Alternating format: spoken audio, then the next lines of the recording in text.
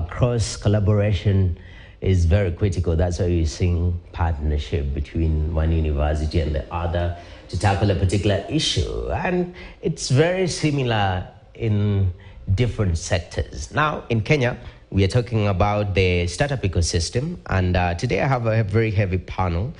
On my immediate left is Samuel Okumbo, who's the manager, tax services at Rudel and Partner. Thank you very much. We also have Caroline Karuki, who's the lead recruiter at Gap Recruited. Thank you very much for making time. And we have Johnson Ondari, advocate at Ogeto, Otachi, and Advocates. Welcome to Business Today, gentlemen and lady. You guys look sharp. That you also look very young, you know.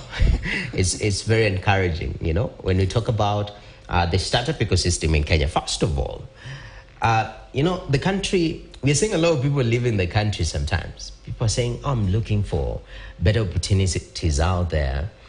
But when you look at a wider space, we normally look at the country, are we creating an environment where people can come up or come from out there and start up things here, especially the startup ecosystem? Maybe starting with you, Carol, since you're in this space and you feel that gap, yeah, with Gap Recruiters, you know, sort of linking people to opportunities. Talk to me, how, from your assessment, how is our startup ecosystem as it stands right now? I think it's an interesting balance. It's challenging and looks optimistic at the same time. As you rightfully said, there's a lot of migration incoming and also people trying to leave the country. So it's the same when it comes to manpower as well. During this time, we see a lot of local talent trying to seek opportunities outside the country. Trying to seek opportunities overseas. At the same time, we see startups trying to settle here in the country because of the available talent that is ever growing within the country. We have a lot of evolvement in terms of the pool. We have new courses that are coming in. We have new opportunities that are coming in through these initiatives. We have students who are graduating every other year, meaning, again, our pool or our pipelines are being filled every other end of the year. So it's a very interesting balance. Okay. Yeah. That's very encouraging. So it's sort of a two-way traffic, yeah? There's always movement, which is very critical. I want to come to our lawyer, Johnson Ondari. Yeah?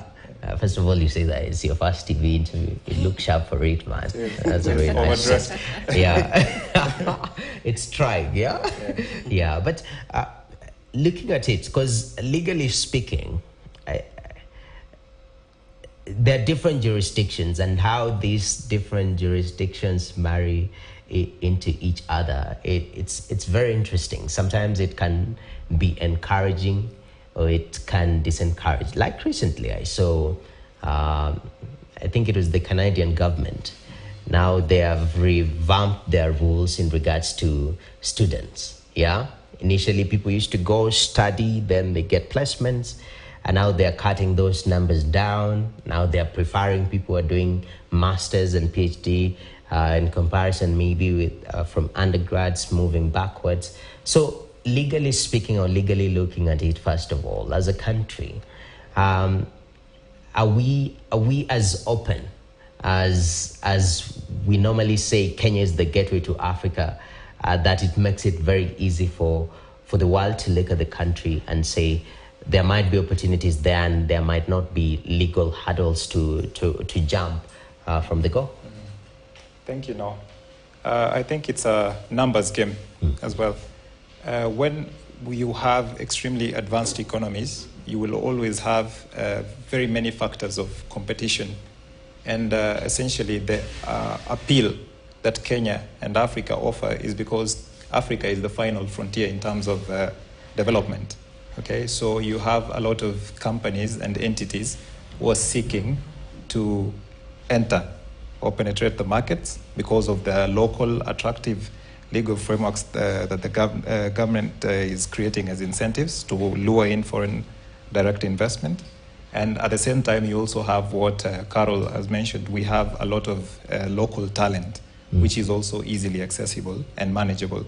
So ultimately, for any jurisdiction to be attractive as a destination for early stage startups, you have to have all the entities working harmoniously. So we have a government which has created an extremely attractive framework to have these companies come in. And you remember, this goes back to the dream that we had Kenya as the Silicon Savannah, which now is trying to rival the US. So, but in that experience, there is a form of adjustment and settlement that we have had in the economy as well, because we have had successful startups launching and setting up business in Kenya, and they are absorbing the local talent. So that appeal exists, and we have the government also trying to respond to the new or emerging issues that they have realized that exist from the regulatory gaps from the kind of framework that we have created. But from my experience, I'm seeing that it's a delicate balance between the regulatory approach that we have adopted and also that to ensure that our regulators do not stifle the growth. Okay. Yes. That's kind of interesting. And Samuel, I mean, reason why, and this borders even to the legalities of things, reason why we have tax havens, it's because a lot of people want to pay as little as possible. And unfortunately, the government is out to also provide resources and make life a little bit easier. The infrastructure that we enjoy, all this is courtesy of our taxes. Yeah. Now, when you want to attract startups, for example, from the global market, I mean, a zero-sum tax or as little as possible can be an incentive, especially for that. But just to set the foundation where we'll build our conversation on, when you talk about taxation and the taxation regime, do you think as a country we have a healthy taxation regime that is very inviting to global startup players to set shop in Kenya? Okay, yeah. I think the simple answer to that is that the current regime that we have is really trying hard to focus on, policies and, the tax incentives, which are targeting the so-called startups. Fine. When it comes to taxes, different regimes will always have their focus points and their focus areas. Yes. And at times, it's interesting that we even say it has to do with the specific people who've been allocated that task, whether it's the person who heads the Treasury Ministry or even the parliamentarians who are heading that finance team. They will always have their preferences. So as it is, we always say that with tax policies, the judgment can always come after they have been tried and tested. Okay. Yeah. So it's always too early to say that there are all these raft of policies that have been brought in today and whether they will work out well. But give it to the current regime. If you look at their first opportunity to roll out their tax incentives, they were able to, for instance, even come with interesting ideas like a tax amnesty that will help all these startups clean up their records for all the previous years, and after that start from a clean page. At the same time, you'll see that they're literally being sensitive to how these startups operate. For instance, we always say that even if the government intends to collect taxes, they should also come in as investors in these businesses. So what an investor would ordinarily do is that he would always wait for a payback period, if you may call it. Yeah, you just don't start getting back your money maybe after 1 year or 2 years. Yes. Yeah, there's always that. So you'll realize that what this regime did is that it tried to come up with the so-called, grace periods, in some of these tax policies that existed, whereby they would say, we are ready to wait for 3 years.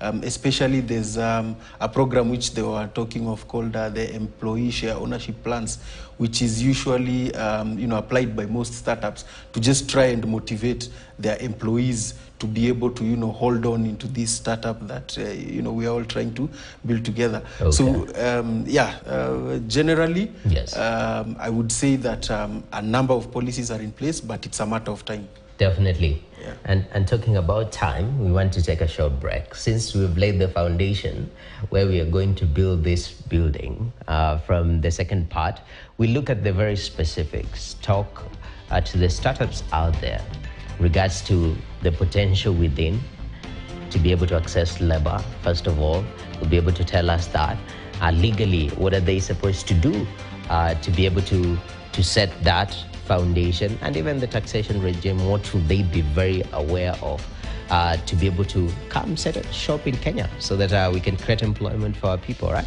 So we take a short break right here on Business Today. We'll return with more. Stay tuned.